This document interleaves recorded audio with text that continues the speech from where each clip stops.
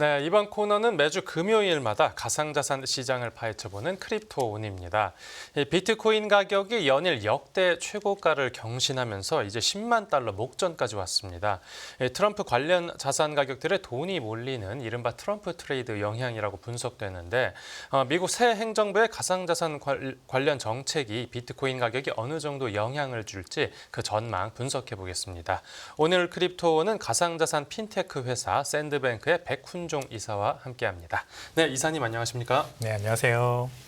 네, 이 트럼프 당선인이 그러니까 대선 전부터 비트코인을 미국 전략 자산으로 비축하겠다라고 공약을 했고 이게 가장 좀 눈에 띄었었는데 지금 비트코인 가격이 연일 계속 최고가를 경신하는 게 그런 기대감을 반영했다는 평가도 있고요. 이 시장 기대감대로 진짜로 이게 전략 자산으로 편입되는 그런 그림으로 가는 겁니까? 네, 우선 미국의 대선이 끝남과 동시에 비트코인 가격이 크게 오르면서 11월 6일이었습니다. 제가 지금도 기억나는데 트럼프 당선 소식과 함께 비트코인 가격이 이제 전고점인 73,000불을 뚫고 8만 불, 9만 불 이렇게 막 수직 상승을 하기 시작했던 겁니다. 네. 그러니까 지난 한 7개월, 8개월 동안 73,000불 전고점 3월 달에 있었던 전고점을 넘지 못하고 계속 올라갔다 내려갔다 지루하게 횡보만 했거든요. 네네. 근데 대선이 끝나자마자 이렇게 오버슈팅을 한다는 거는 결국 이 대선 불확실성이 가장 컸다는 걸 의미하는 거고요.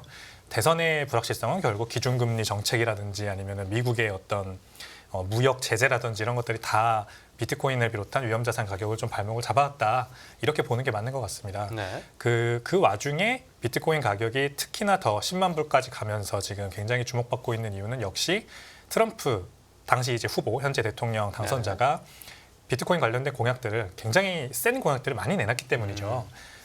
이제 간단하게만 말씀드리면 트럼프 대통령은 이 주변에 굉장히 좋은 참모진들을 지금 많이 두고 대선을 치른 상태예요. 네. 그리고 그들이 다 이제 정부의 행정부의 한 자리씩을 다 차지하게 되었는데 대표적으로 로버트 케네디 주니어 원래 민주당원이었지만 그 유명한 케네디 가문의 이제 가족이시죠. 이분도 비트코인을 미국 정부가 400만 개까지 모아야 된다라고 주장을 하시는 분입니다. 그리고 이분과 함께 마찬가지로 비트코인을 굉장히 좋아하시고 이 도지코인의 파더라고 불리우는 도지파더라고 불리우는 일론 머스크. 일론 머스크도 이제 정부 그 효율성 부서의 수장으로 임명되셨죠. 네네. 그다음에 얼마 전에 며칠 전에 미국 상무부 장관으로 임명된 사람이 또 하워드 러트닉이라는 사람이 있습니다. 켄터 피트제럴드라고 하는 이제 헤지펀드 전 CEO인데 이분이 미국의 적자 재정을 확 줄이겠다 하는 지금 그 목표를 가지고 계세요. 네. 이분은 자기 자산으로 비트코인을 수억 달러어치 가지고 있다고 얘기를 하신 분입니다. 네. 그리고 켄터 피트제럴드라는 회사가 비트코인 담보 대출을 내기도 했고요. 아무튼 이렇게 트럼프 대통령의 공약뿐만이 아니라 그 주변에 있는 사람들도 전부 비트코인과 어떤 식으로도 연관이 있습니다. 그러다 보니까 더 전략적 비축 자산에 대한 기대감이 커지는 거죠.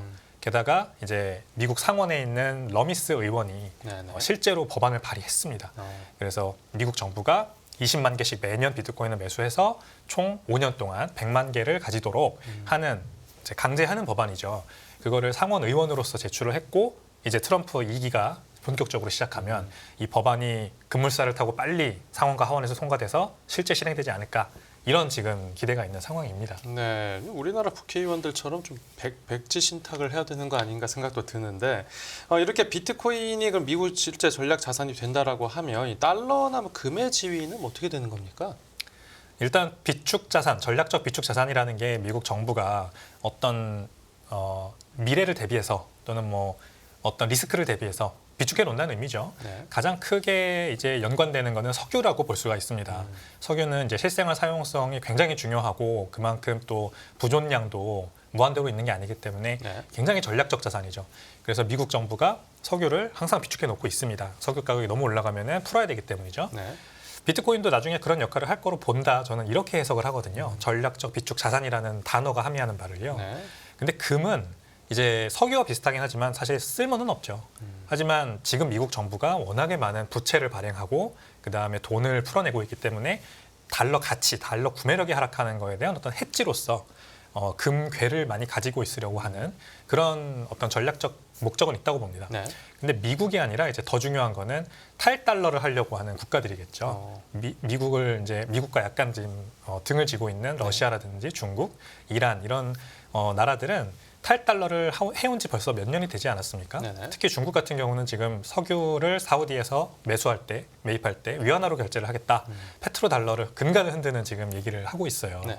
그러니까 이제 트럼프 대통령 입장에서는 제가 봤을 때는 석유 또는 금 이런 것과 마찬가지로 비트코인을 그 정도 지위로 올려서 모든 나라들을 다 모든 나라들과 다 경쟁했을 때 미국이 비트코인 캐피탈이 되겠다라는 생각이 분명히 있는 것 같습니다. 네. 그러면은 이제 석유와 금이 당장 그것 때문에 어떻게 되진 않을 테지만 비트코인이 석유와 금과 동일한 정도의 어떤 지위를 가지는 위상을 가지게 되는 그런 것까지는 분명히 가능하지 않을까 생각합니다. 네, 그리고 이제 미국을 포함해서 이제 주변 국가들까지 계속 이제 비트코인을 비축하게 되면 비트코인 가격이 상방 압력으로 작용할 거는 이제 분명한데, 그런데 장기적으로 보면 비트코인이 이 가격 변동성 자체는 좀 떨어지게 되는 거 아니겠습니까?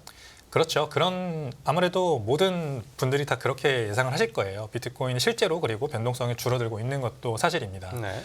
지난 15년의 역사 동안 연평균 100%의 수익률을 내고 있는데 그 기간을 10년으로 줄여보면은 한 60% 정도로 줄어들고요.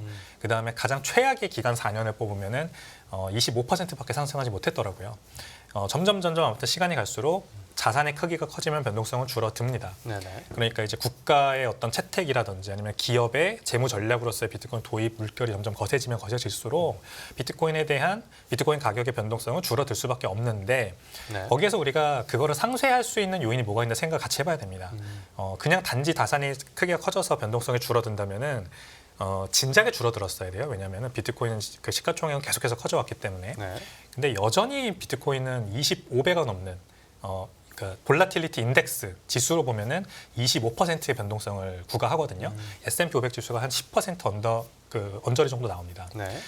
왜 그러냐면 비트코인에 대한 인식이 일단 바뀌고 있다라는 게 가장 중요하고요. 네. 그러니까 이제 단순히 개인들이 서로 손바뀜을 할 때랑은 다르게 기업이나 기관이나 국가가 주체로 들어온다는 거는 이제 그 모수가 커진다는 걸 의미하는 거죠. 한 번 매도할 때 금액 단위가 달라지는 걸 의미하는 거기 네네. 때문에 가격 변동성은 더 커질 수 있습니다. 결국 이어지는 건데 두 번째는 이제 이 덩어리가 커지는 거죠. 비트코인 자체를 투자하는 어떤 그 투자 세력의 금액 모수 자체가 커지면은 네. 비트코인 가격이 더 크게 흔들리게 되는 그런 효과가 있는 겁니다. 그래서 관심도 그리고 그 금액의 덩어리, 모수 크기 이런 것들이 비트코인의 어떤 변동성 감소를 상쇄하는 역할을 나중에는 해주지 않을까 점점 그렇게 기대를 하고 있습니다. 네, 이제 비트코인 가격 얘기해봤는데 그 이더리움 같은 이 알트코인에 미칠 영향은 어느 정도나 될까요? 이더리움은 실제로 비트코인 대비해서 계속해서 상승률 면에서 보면은 언더퍼폼을 하고 있습니다. 이더리움도 많이 오르긴 했지만 여전히 비트코인의 상승률 대비해서는 계속해서 못 따라가고 있고 네. 전고점을 못 넘고 있어요. 많은 코인들이 지금 다 굉장히 많이 가파르게 가격이 최근 며칠 동안 올랐지만 네. 전고점을 넘은 코인은 아직 많이 없습니다. 왜 그러냐면 이 비트코인과 알트코인들이 기본적으로 다르기 때문이에요. 네. 어떻게 다르냐? 이 비트코인은 계속해서 점진적으로 가치가 상승할 수 있는 가격을 말씀드리는 게 아니라 네. 비트코인의 사용성 그리고 비트코인이 필요한 사람들의 수가 늘어나고 네. 점점 그 중요도가 커지는 그런 자산으로 분명히 인식되는 거고 네. 나머지 알트코인들은 아직 그 사용성을 찾지 못한 거거든요.